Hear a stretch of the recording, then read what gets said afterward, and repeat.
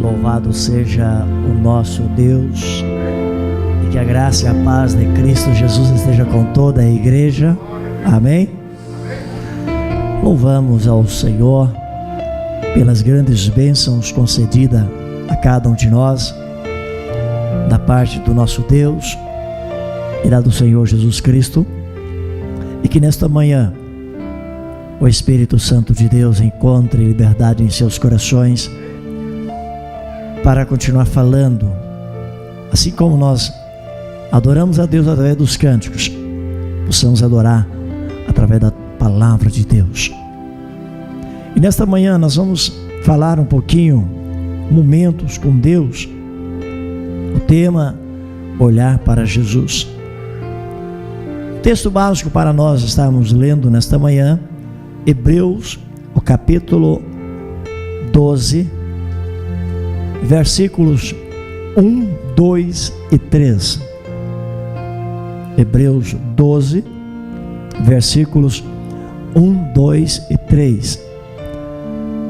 Em nome precioso de Jesus Cristo,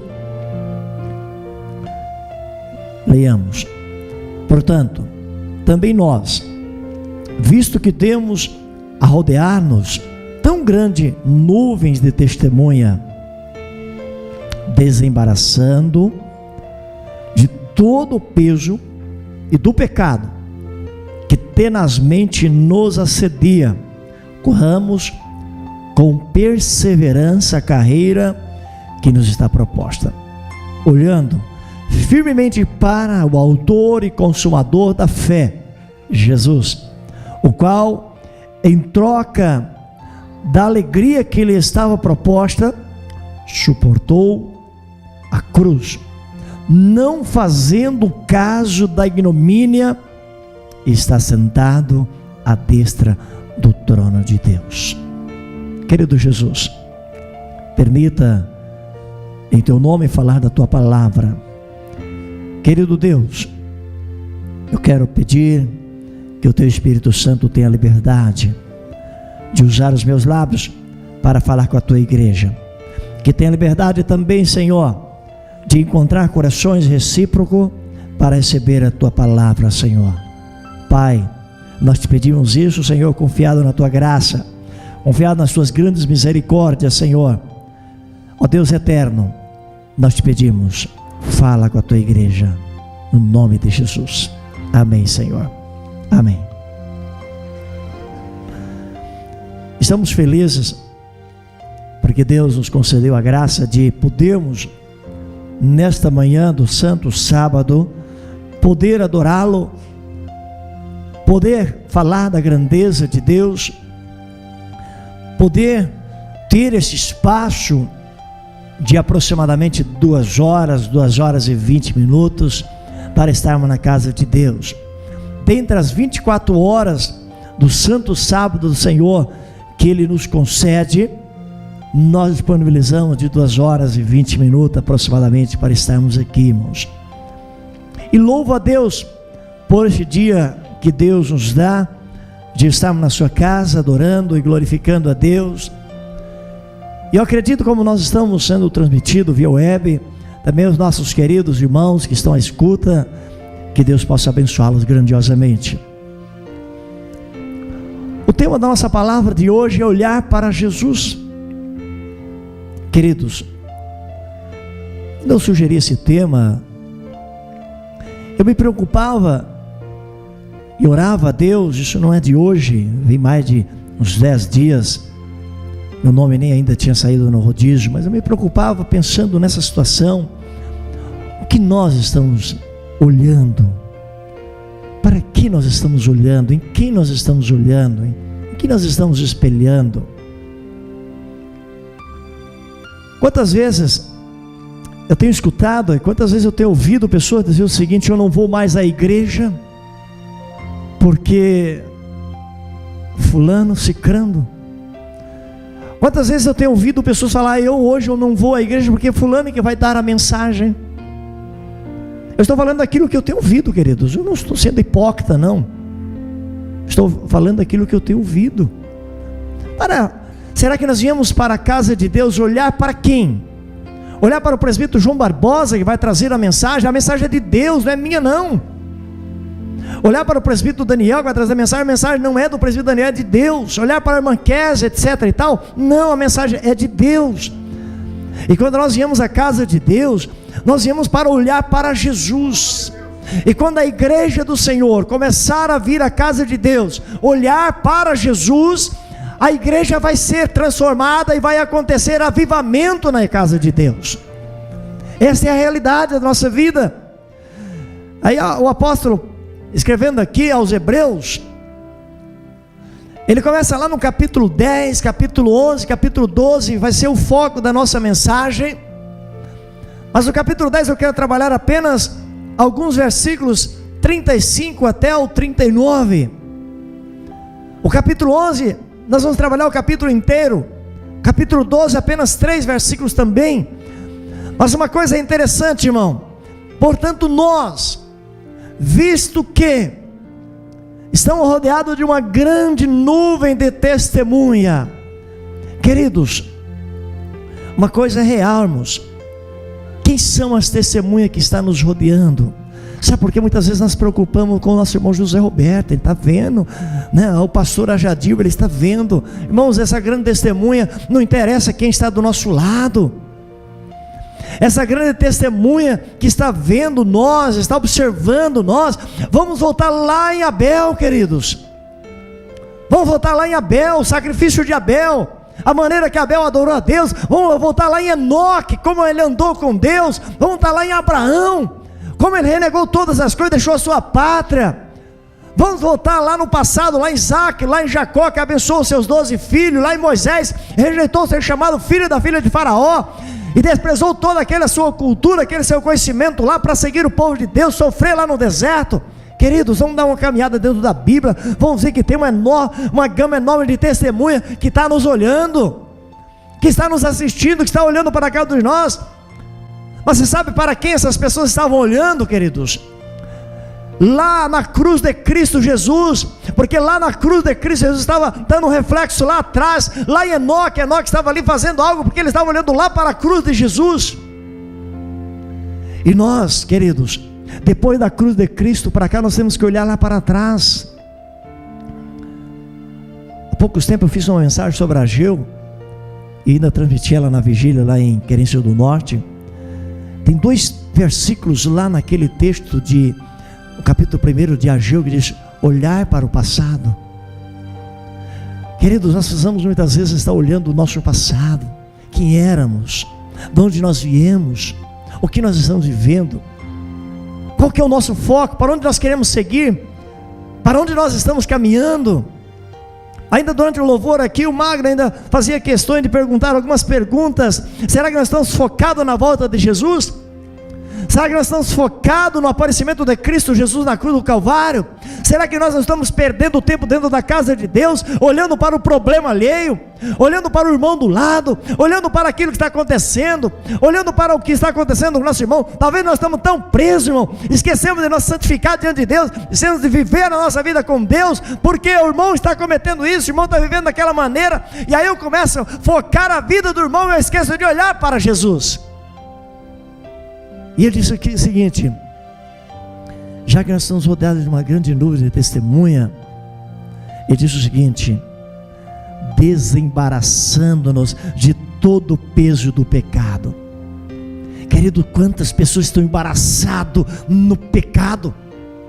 Quantas pessoas estão enroscadas, ele não consegue caminhar, ele não consegue ir para a casa de Deus, ele não consegue ler a Bíblia, ele não consegue adorar a Deus, ele não consegue fazer a vontade de Deus, ele não consegue entregar a sua vida ao Senhor, ele não consegue aceitar Jesus como seu Salvador, porque ele está embaraçado em pecado.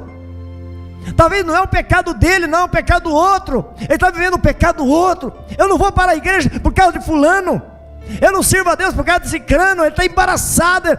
E aí diz o seguinte: desembaraçando-nos de todo o pecado, do pecado que tenazmente nos assedia. Querido, a figura que o apóstolo está colocando aqui para nós, e muitas pessoas atribuem isso ao apóstolo Paulo, ainda que o autor é desconhecido, mas pela sua expressão encaixa mais nele mesmo, o apóstolo Paulo. Ele está colocando a figura de um atleta. Está colocando a figura de um atleta, queridos. E nós, quando nós participamos de uma Olimpíada, quando nós participamos de uma corrida, de uma caminhada, nós temos que ter um alvo. Nós temos que ter um alvo. Abra a Bíblia aí. Quem está com a Bíblia, abra aí no capítulo 9 de 1 Coríntios, versículo 26. Abre só para nós observarmos aqui a linguagem de Paulo, que ele está usando essa linguagem do atleta, mas algo importante nós vamos estar olhando nesse capítulo 9, versículo 26, que deve ser o foco da nossa vida, deve ser a razão da nossa vida. O que Paulo está usando aí, a expressão de Paulo? Paulo está dizendo que ele tinha o quê? Uma meta. Versículo 26, não é isso que está dizendo aí? Paulo está dizendo o seguinte, que ele não corre sem meta, que ele não pratica algo sem meta. E qual que é a sua meta dentro da casa de Deus, queridos? Qual que é a nossa meta nessa caminhada cristã? Qual que é a nossa visão nessa caminhada cristã? É observar o que está acontecendo do nosso lado, é observar o que está acontecendo lá na família de fulano, lá na casa de cicrano, lá na vida do irmão cicrano, ou a nossa meta é Deus? Nós precisamos desembaraçar do pecado. A igreja muitas vezes, ela está embaraçada em pecado. A igreja muitas vezes ela não caminha, ela não prospera, porque muitas vezes ela está envolvida no pecado, ela está vivendo o pecado dela ou o pecado de outro. E quando nós nos embaraçamos no pecado, seja desse, seja daquele, seja de quem for, nós começamos a regredir. A igreja começa a regredir, a igreja começa a murchar, a igreja para, estagna, ela deixa de crescer, ela deixa de avançar. E nós precisamos parar com isso. Nós precisamos olhar para Jesus. E diz a palavra de Deus, ainda no texto de Hebreus capítulo 12, Ele é o autor, Ele é o consumador da nossa fé. Não é eu não é o presbítero João Barbosa que é o autor da fé de vocês não, queridos. Não é o pastor Jadil que é o autor da fé de vocês não. É Jesus.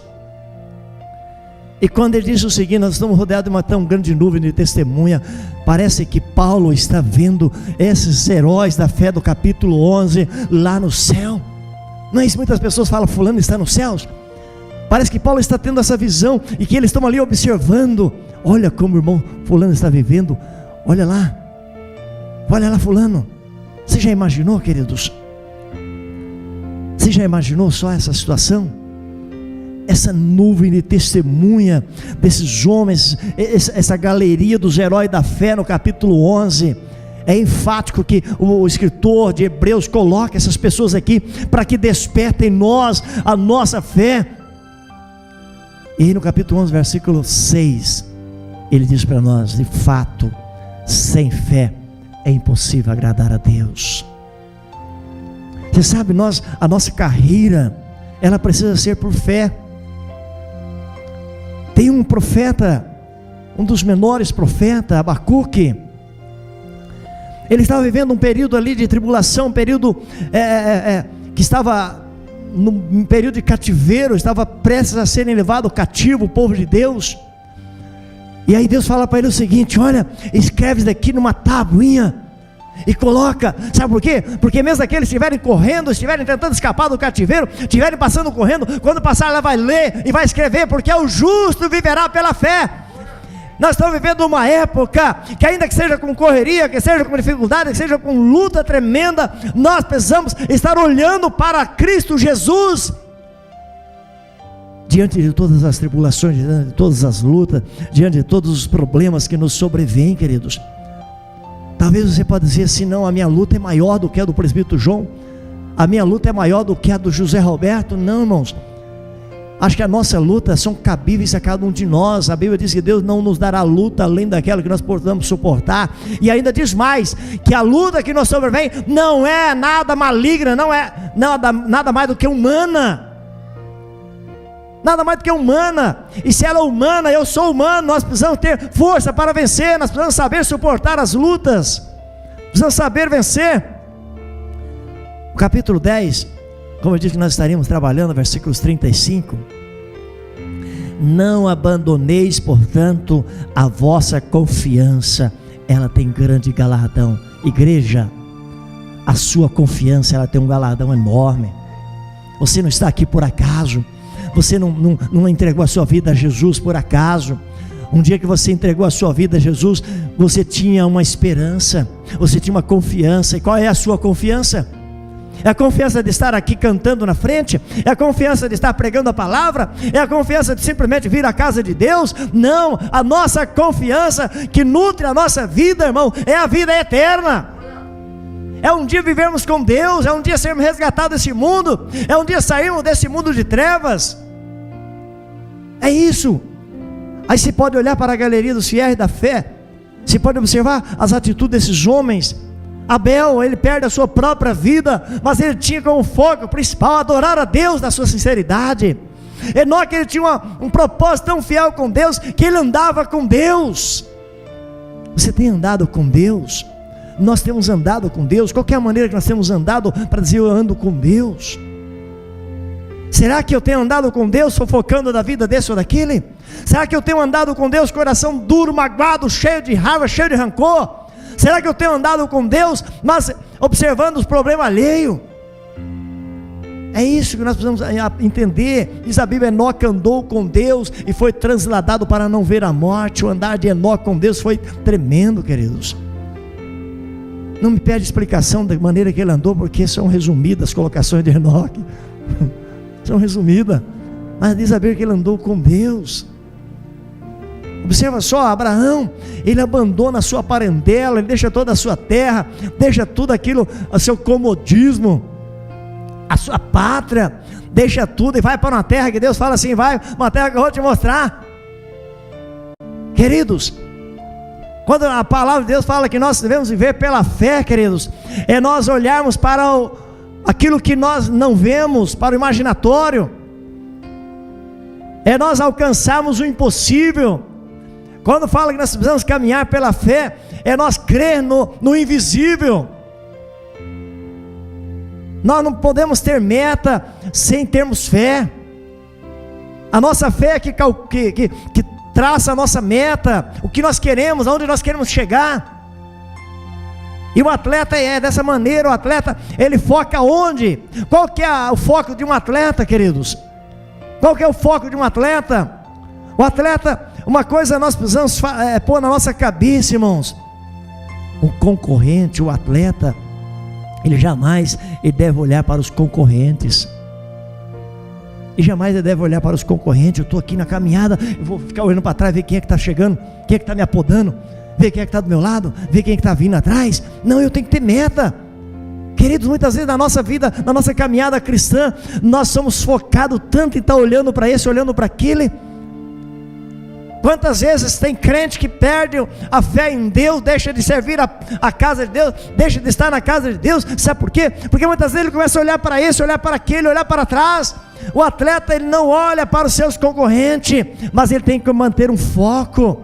E qual que é o foco do atleta? Na linha final? Qual que é o foco nosso como servo de Deus? Não é aquele dia grandioso, como diz lá em Isaías, o profeta Isaías: fala, eis aquele que nós aguardávamos, nos alegraremos na sua salvação. O nosso foco tem que estar em Cristo Jesus. O nosso olhar tem que estar em Cristo Jesus. O atleta, quando ele sai na sua caminhada, na sua maratona, seja a pé, seja a bicicleta, seja o que ele for, ele sabe que ele lá na frente, ele tem uma fita para ele quebrar. Lá na frente ele tem um traço na pista que chama-se final para ele cruzar. Ele só vai ser campeão a partir do momento que ele cruza. E nós só vamos ser campeão, não é com 10 anos de crente, não é com 20 anos de crente, não é com 40 anos de crente, não. É quando Cristo Jesus raiar nas nuvens dos céus. É lá que nós vamos ser campeão. Aqui nessa caminhada, se nós vamos pararmos, se nós vamos tropeçarmos, nós não somos campeão coisa nenhuma. Não adianta eu viver 30 anos, 20 anos, 5 anos de crente e eu parar, recuar, eu não vou ser salvo. Mas quando eu vencer e cruzar a caminhada, lá eu serei salvo. Lá eu serei salvo em Cristo Jesus. Porque nessa caminhada minha eu estou sendo salvo por Jesus. Mas um dia eu serei completamente. Esse deve ser o nosso foco, deve ser o nosso olhar. E aí o verso, ainda continuando a leitura aqui, ó: com efeito, tendes necessidade de perseverança. Queridos, tendes necessidade de perseverança. Jesus escreve isso na revelação de Apocalipse 2: perseverai até a morte, e recebereis a coroa da vida, da justiça. Perseverai até a morte. Queridos, não é momentos de adoração a Deus que nos salva, não é momentos de vir da casa de Deus que nos salva, mas é uma vida eterna de adoradores, uma vida eterna até que a morte nos leve na presença do Senhor, é que receberemos a coroa, é que seremos salvos. O atleta chega lá no final, ele recebe uma coroa, mas aquela coroa logo murcha. Hoje não se põe coroa mais, mas se põe medalha. Mas a palavra de Deus diz que Ele nos dará uma coroa eterna. Que maravilhoso, irmão, nós chegarmos, cruzarmos a linha demarcatória e aí olharmos para Jesus, quando Ele aparecer nas nuvens dos céus, como diz a palavra de Deus, autor e consumador da nossa fé. E aí voltando lá para o capítulo 12, diz que o qual tinha algo maravilhoso para ele, mas ele nem ligou com isso daí, ele suportou as afrontas, ele suportou os descasos, ele suportou os problemas. Querido, Jesus olha para o homem da lei e diz: olha, você precisa nascer de novo. Jesus olha para aquela mulher que está ali à beira do poço, rejeitada, e diz: olha, eu tenho sede, dá-me água.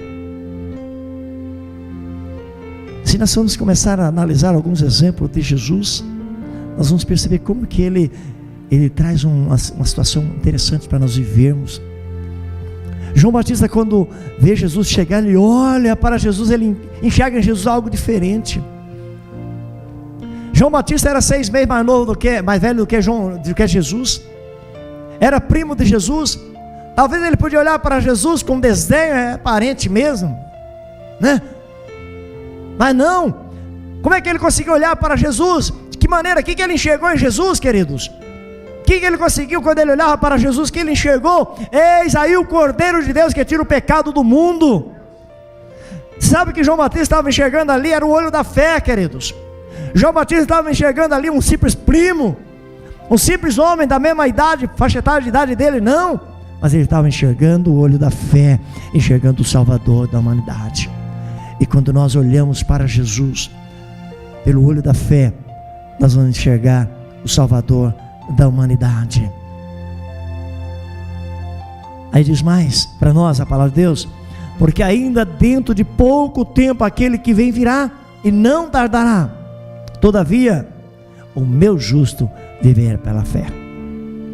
E se retrocederdes, nele não se compraz a minha alma. Querido, se você retroceder, se você parar na sua caminhada cristã, em Deus não tem prazer. Se você olhar para trás, se você parar na sua caminhada cristã, em Deus não tem prazer. É a Bíblia que está falando para nós, não é eu. Nós precisamos caminhar, precisamos olhar para frente, nós não podemos olhar para trás. Quando nós citamos o texto de Ageu, para nós olharmos para o passado, ele simplesmente estava dizendo o seguinte: vê o que vocês eram, vê a miséria que você estava vivendo, vê onde você estava vivendo. Se nós olharmos para o mundo lá fora, nós vamos ver que antes de nós conhecermos Jesus, nós vivíamos uma vida sem esperança, sem alegria. E aí ele diz mais essa palavra para nós: nós, porém, não somos dos que retrocedam para a perdição, somos, entretanto, da fé para a conservação da alma. Aí o apóstolo então começa a descrever o capítulo 11, e no capítulo 11, irmão, ele coloca aqui uma gama enorme de homens, de pessoas que viveram uma vida de compromisso, viveram uma vida de responsabilidade com Deus. Quando Abraão resolve oferecer Isaque em sacrifício, Abraão sabia que em Isaque havia a esperança do herdeiro, havia a esperança do resgatador, havia a esperança em Isaque dali de vir alguém que abençoaria as nações, era o herdeiro da bênção. Mas ele prontifica a oferecer, porque Abraão estava olhando lá na frente, na ressurreição. Abraão sabia que Deus havia de ressuscitar. Abraão tinha aquela fé viva de que se Deus havia prometido, ele ressuscitaria Isaque, mas ele cumpriria com a sua palavra.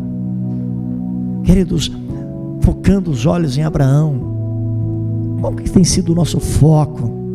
Qual que tem sido a realidade da nossa vida? Qual que tem sido, o nosso olhar?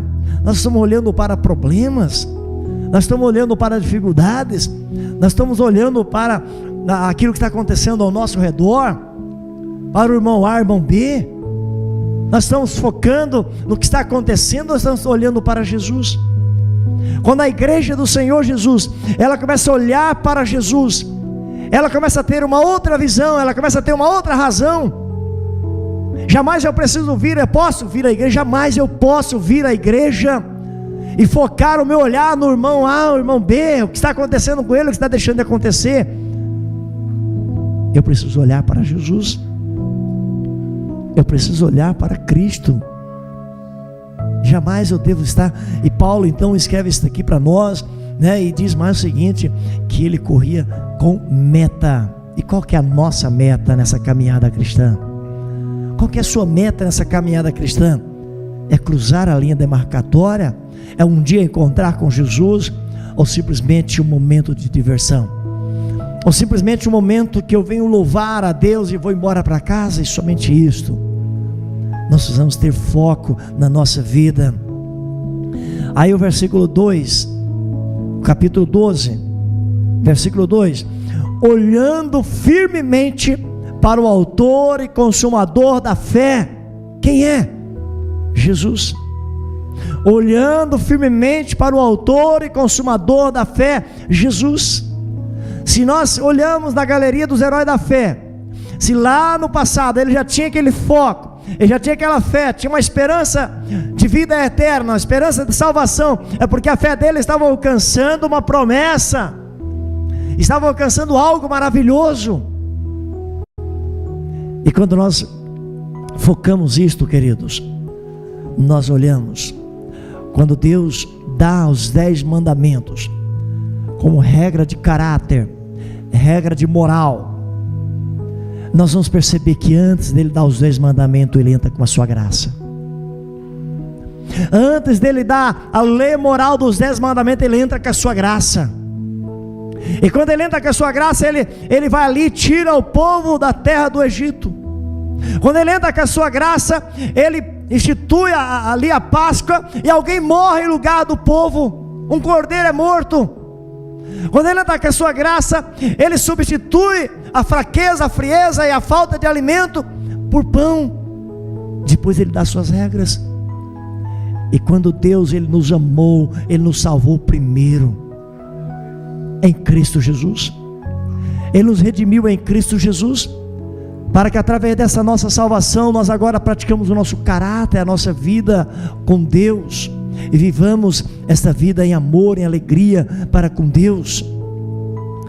Considerai, pois, atentamente aquele que suportou tamanha oposição dos pecadores contra si mesmo, para que não vos fadigueis desmaiando em vossa alma. Queridos, vamos considerar aquilo que Jesus fez por nós, para que jamais nós venhamos desmaiar, jamais nós venhamos desvanecer, jamais nós venhamos fraquejar, jamais nós venhamos pensar não vale a pena servir a Deus. Vamos olhar para Jesus. Ele é o autor, ele é o consumador da nossa fé, ele que a autoria, cria a fé em nosso coração, mas que consuma esta fé em nosso coração. Vamos deixar de olhar para esse ou para aquele, vamos deixar de olhar para os problemas alheios, vamos deixar de olhar para o passado de fulano, de cicrano, olhar para frente, igreja, olhar para Jesus. Quando a igreja do Senhor Jesus esquecer esse foco de estar olhando o problema desse, problema daquele, a igreja começa a caminhar mais rápida, a igreja começa a caminhar mais a passos longos. Muitas vezes nós estamos parados,